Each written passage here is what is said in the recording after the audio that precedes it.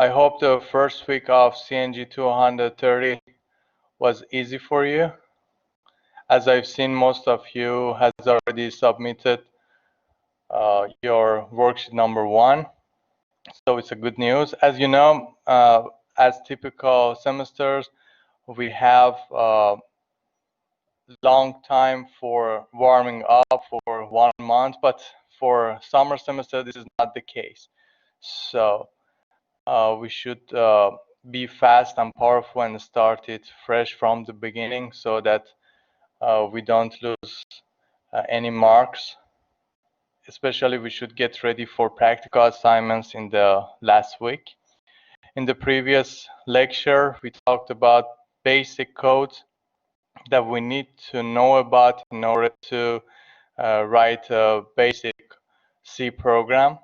And from today, things will get a little tricky. We should know about complex codes that we should use in C programming. Obviously, it's easy anyway, and if you practice it, there won't be any problem, but it takes time. We need practice for each session from now on. And please make sure that you won't miss any deadline. For example, for the next worksheets, either from lab or classes, it will be on Sunday at 11 o'clock at night. Okay, so there are different types of flow in C programming or any other programming languages.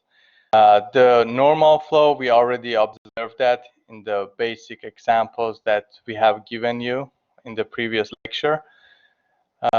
And today we will deal with the selection part, when we have some conditions that we should check in order to apply some statements or don't apply them. So that is called selection. We have repetition, and we need loop in order to repeat some statements again and again.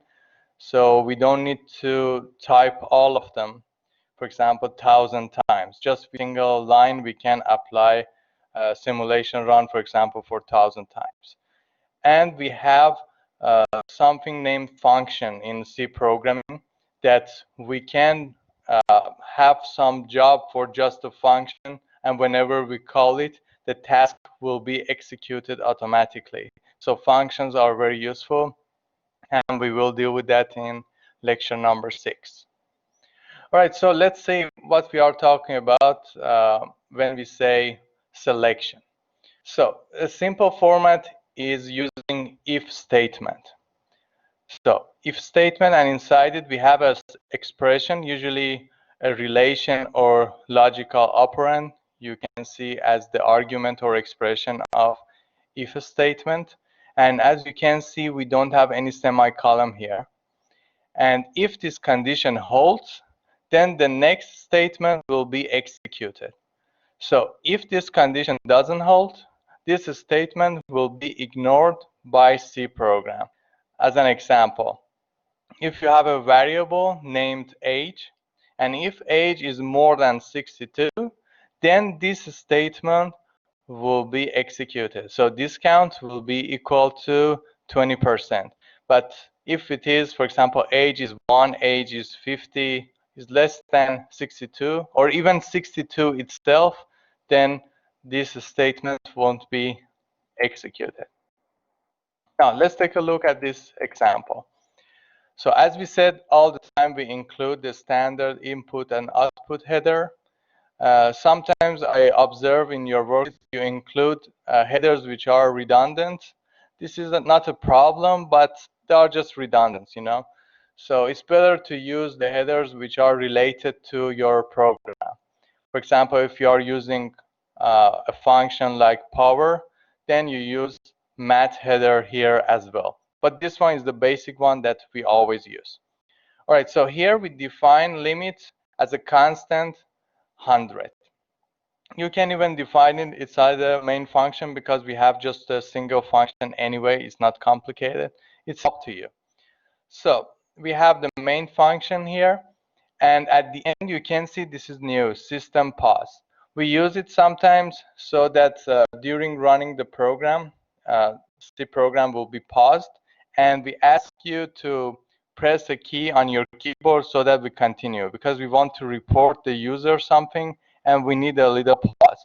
Sometimes it's useful and not compulsory usually, but sometimes useful. All right, so we defined two variables, one of them integer, one of them float.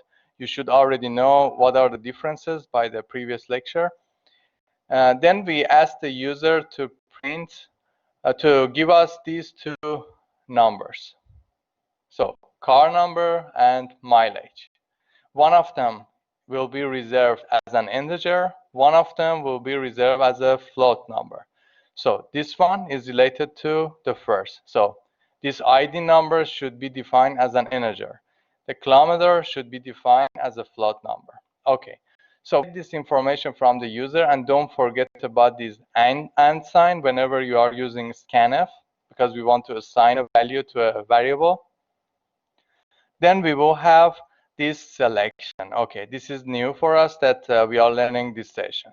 So we check whether kilometer is more than limit or not. What is the limit? We already defined it as 100. This is constant. So whenever the kilometer that the user has given you is more than 100, then we can print this one. Okay, what we will print? We say that this is over the limit. So whenever this is, for example, 200, 250, more than 100, so we will print out this one. Otherwise, we just pass this statement and we don't say anything. So you see, whenever you use system pause, you can see such a statement. Press any key to continue. It will appear on the monitor. So this one can be sometimes useful, and you will see it in more complex examples. So as you can see, the relation between two variables or a variable to a constant is very important. And in the previous session, we talked about them, about less than, greater than, or less than, equal. We should be careful to put less than or greater than before equality. This one checks whether two variables are equal or not. And this one as well. This one is not equal, this one equal. So as we said also in the last session, we should be careful. Double equality has different meaning than just one single equality. But sometimes the selection part can be more complicated, and we need logical operators in order to make it happen. Like we are checking more than one condition. So we need the simple logic that we also have in mathematics, and or. If two conditions at the same time holds or not. If one of the condition holds or not. For example, for and, we use double and sign like this. And if the first expression is true and second one is true, it means that the whole expression is true. So if we define like if inside the parentheses, these two conditions, I put double and sign between them, it is only true if both of them at the same time is true.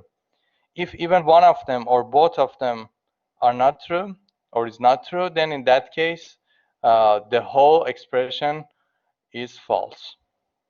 So the next statement after if selection won't be executed. But for or that we show it with two straight lines like this, if one of them is true, is good enough for us. It is false, only both of them are false, you see?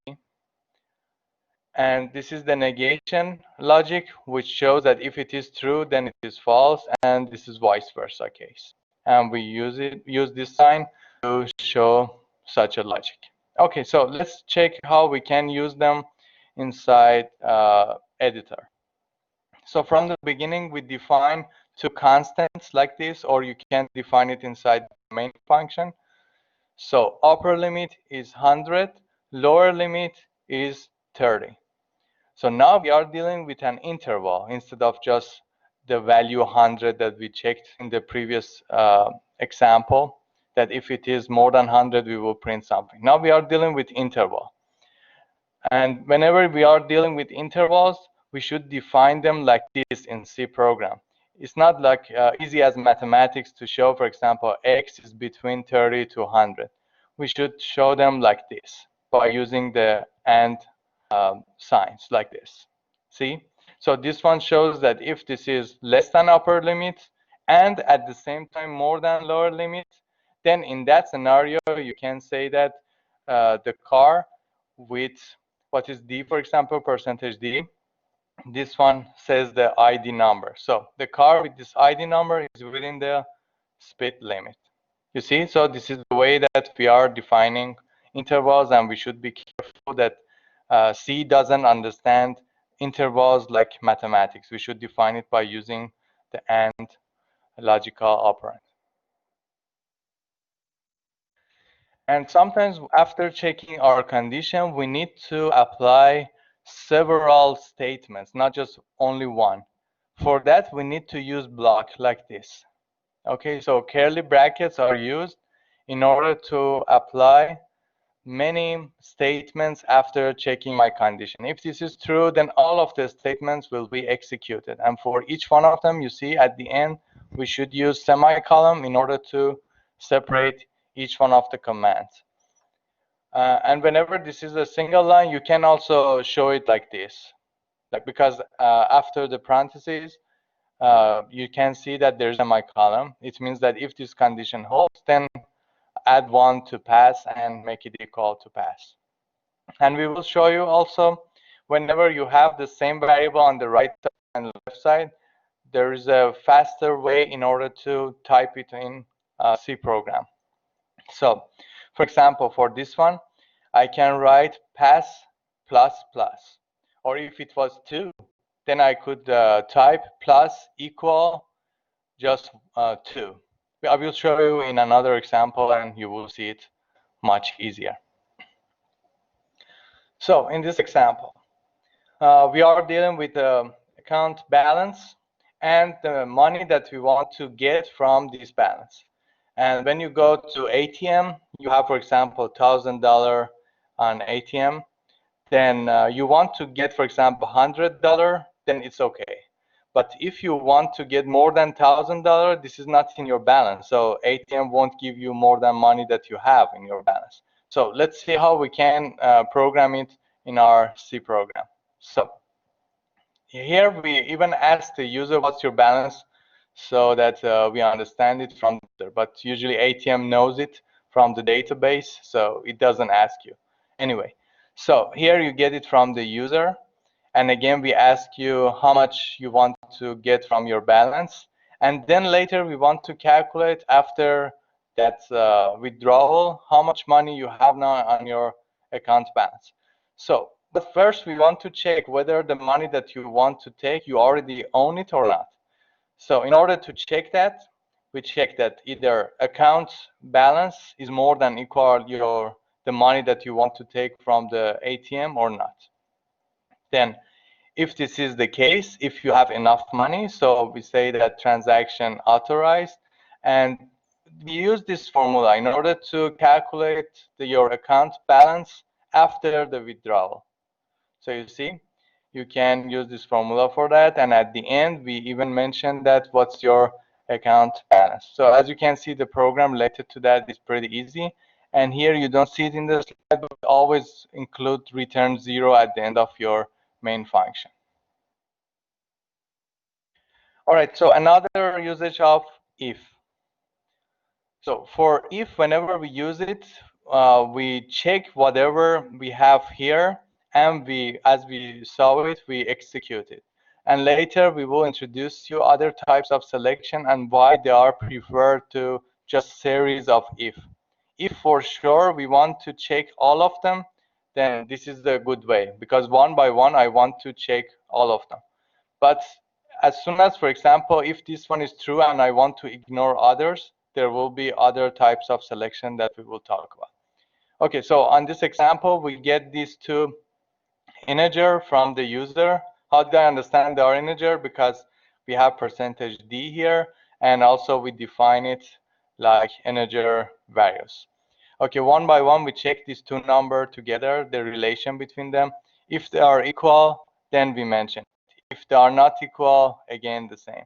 If x is less than y, so we check all of them. Maybe one more than one condition is true, and we will print the result that yes, this is the case. For example, x is more than y, or at the same time, for example, if x is equal to y, then this one will be printed, this one will be printed, and this one will be also printed. You see, more than one statement. Okay, so in some cases, we need to ignore other conditions if one of them holds.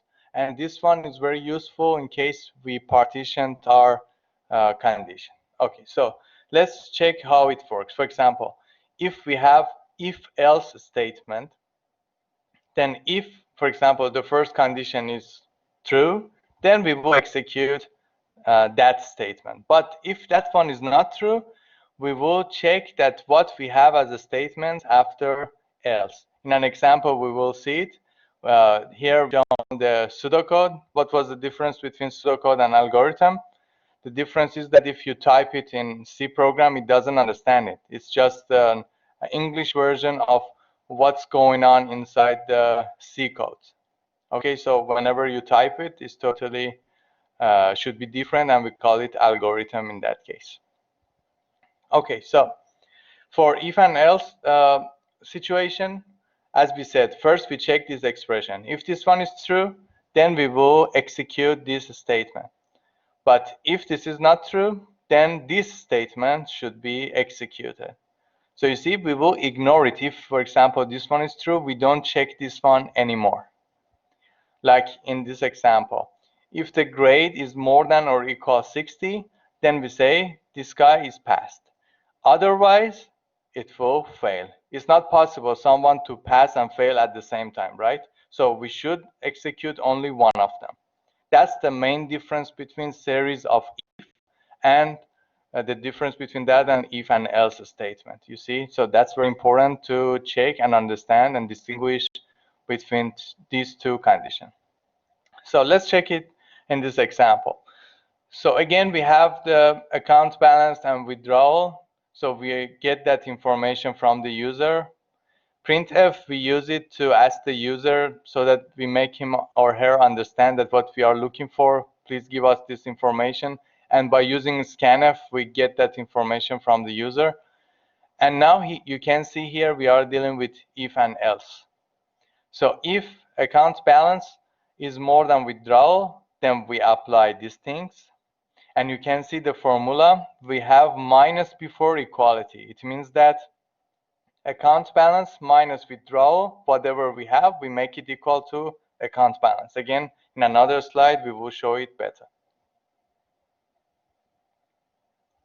So if this one is true, then we apply these statements.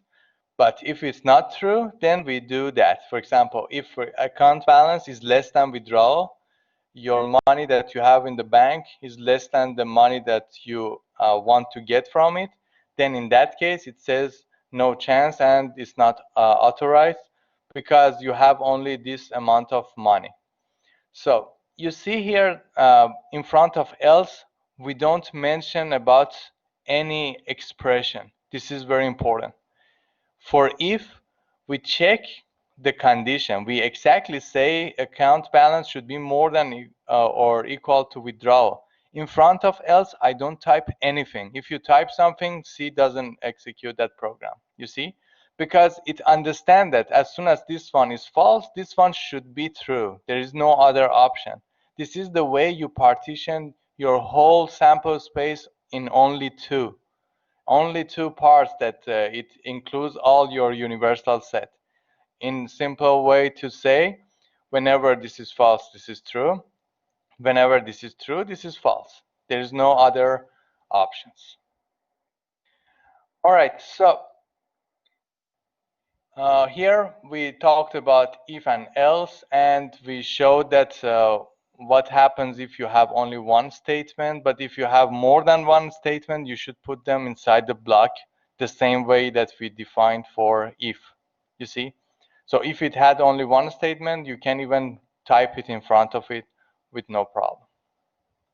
And sometimes you need to define your selection not only into two partition. Maybe you have more than two partition.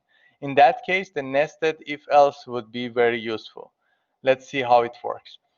So if, for example, example 1 is correct, you apply this one. Else if, then we check this condition. You see that we have now more than one condition. There are other partitions inside our universal sets now. So if this one true, then I ignore the whole thing that you typed here. This is again the difference between this one and series of ifs. So if this one is true, statement 1 will be executed. If it's not true, then I check this one. If this one is true, then I will execute this one and I will ignore the rest of it. You see, that's how it works. So at the end, if none of them are true, then I will use else. So please practice the difference between if, difference between if else and nested if else, and all three combination of them. So by practice, we can understand exactly when I should use only series of ifs, when should I use, for example, if else, and so on. Like this example. Assume that we want to give you letter grades, and I don't want to, for example, go through each score to apply the letter grade. So by typing this program on the editor, it's very easy to do that.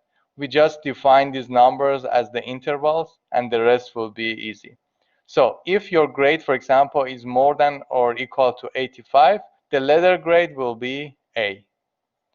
So when I check the other conditions, when your grade is less than 85, because if it is more than 85, then this one will be printed out and I don't check the rest.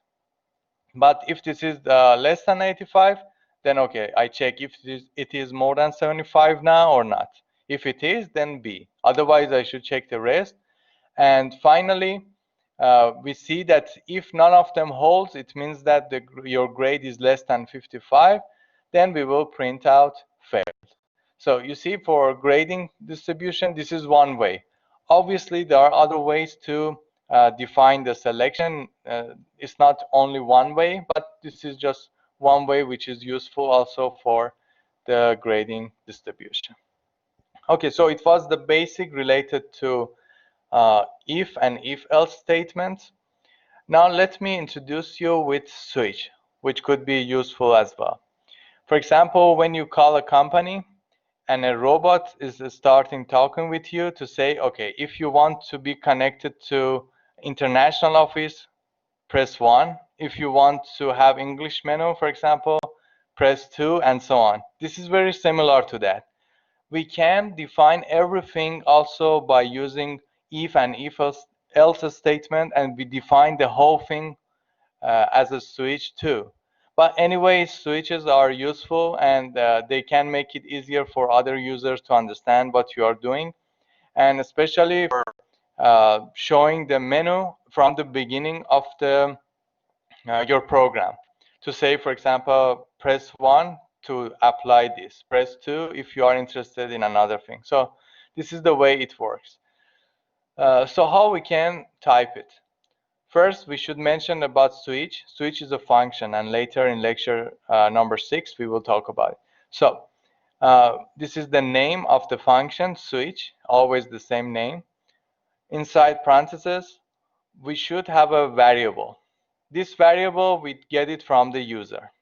It could be X, it could be Y, any variable name. Then inside the block, what we have the conditions. So case 1, we should define it exactly like this inside the single quote, and we say what's the number of your case. So case 1, it means that this variable that you get from the user, it should has integer numbers like this. So when you define it inside your main function, value should be defined as integer. And we have a default mode as well. This default mode is important because if the user enters another number or anything else, this one will be activated. The thing is that the difference between this one and if and else statement. If case 1 is true, the user entered 1. After executing this action, it will jump to case 2 and will execute this one as well. In order to avoid it, we will use breaks like this. So If you want only case 1 to be executed, then you, after the actions, you type this statement and you get out of this switch function, and that will be all. So this one is very important, and we will see it also in the future examples that why this break is making our job much easier and why it is important. All right, so we will have select as the input of the switch. This is the variable that you want to get from the user so that you use it as the input of this switch function. So you define two numbers as float numbers. You ask the user to give you these float numbers, and also you explain to the user what each number represents. If you are interested in applying addition, like you are designing a calculator, you are simulating that. So if you are interested in addition, then do that.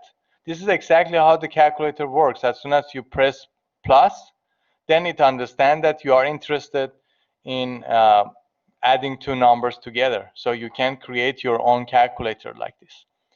Okay, so you get the information about this number from the user as soon as you explain him or her that these are the tasks that this calculator can do it.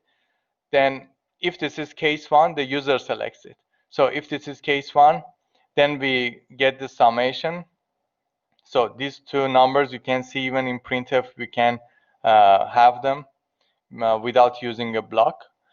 And at the end of it, you can see the break statement. It means that as soon as you've done it, you get out of this switch function, and that's all. Otherwise, if you don't use it, as soon as you do that, the case 2 will be executed. Then the case 3 will be executed. So these breaks are important. And at the end, you can see in case 3, we want to check a condition that if the denominator is equal to 0, then in that case, it's not possible to have that division. So it's possible also to have like if statement or other operations inside the cases as well, like the way you can see here. All right, before we explain about the faster version of writing such a formula, like if you have repetition of the same variable that you want to save the whole thing in the same variable, then you can type it easier like this. These two expressions, they mean exactly the same thing. So C plus equal to 3, it means that C is equal to C plus 3. In this way, you avoid to type C again and assume that the name of the variables is too long. You don't need to type it again. So it can be useful. So if you see that, then you understand that this is the way. But obviously, if you prefer to type it like this, there's no problem. But sometimes, as you know, the questions could be like, this is the program that you see. Now check what are the errors. So you should know about those things. But anyway, in the practical assignments for online education, you are actually, it's flexible for you to use any of them anyways. Okay, so if it is addition, you use plus. If this is subtraction, minus, multiplication, asterisk sign, and so on. And for a specific case, when you want to only add 1 to it, then you can use plus plus. It has the same meaning. Or minus minus, it decreases 1. These two exactly have the same meaning. Because we have it a lot inside the loops, especially that we will talk about it later. So to define it like that, it will make our job much easier. So here, plus plus C, it means that add 1 to C. Minus minus C, it means that decrease 1 from C. And sometimes you can add it after that. They have exactly the same meaning here, but there is a little difference between them. When you use it inside printf, I will show you what's the difference. But just looking at them without inserting them inside any function, they act exactly the same way. We just add 1 to C. Here we just decrease 1 to C. The same scenario here. All right, let's see what's the difference between these two formats sometimes. The difference starts when we are talking about using them inside printf. For example, if c is equal to 5, then you put these two plus signs before c. It means that first we add 1 to 5, which is 6. Then we will announce the result for 6, not 5. But if you do it after that, it means that first we print out the value of c, which is 5. Then we will add 1 to it. So program will remember that the value of c at the end, it is equal to 6. But when you print it inside this printf statement, it will be 5. In an example, I will show you exactly how different they can be and why they are useful. Yeah, this is the example I was talking about. This example is very important. At first, it may look a little confusing, but if you practice it, and I will tell you what is the output so that it will make your job much easier. So please go through this example again and again after I talk about it. Okay, so let's see what's happening here. First, we define x equal to 1, and this is an integer. In the next line, I add 1 to x. So now I know x is equal to 2. Again, I add 1 to x, so x is equal to 3.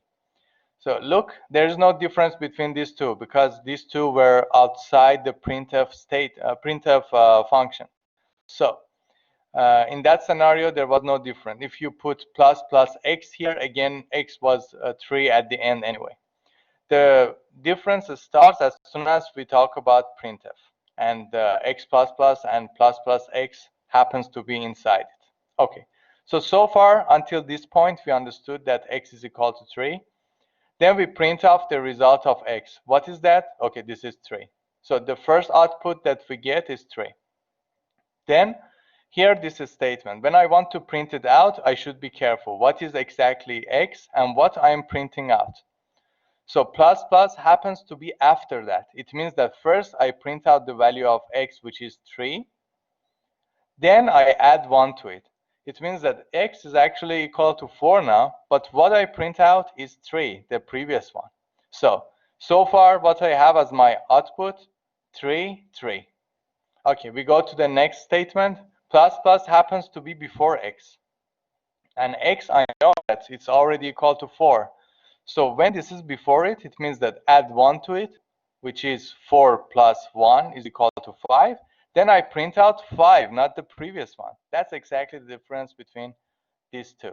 So far I have 3, 3, 5. Okay, I go to the next one. This one is after that. What does it mean? It means that I will print out 5 again and add 1 to x, which is 6. So what is print out is 5. So 3, 3, 5, 5, but I know that x is actually equal to 6. So when I want to print out the value of x at the end, it will print out as 6. So you see, at the beginning it's a little confusing, but if you practice it, then it will make sense for you. So remember that the output will be 3, 3, 5, 5, 6, and practice why it happens. Pay attention to the difference between these two. There's absolutely no difference when they are outside printf function, but when they are inside it, then in that scenario, then we should be careful that if the plus signs are coming after x or before it, and it makes a big difference. All right, guys, so let's take about 10 minutes break.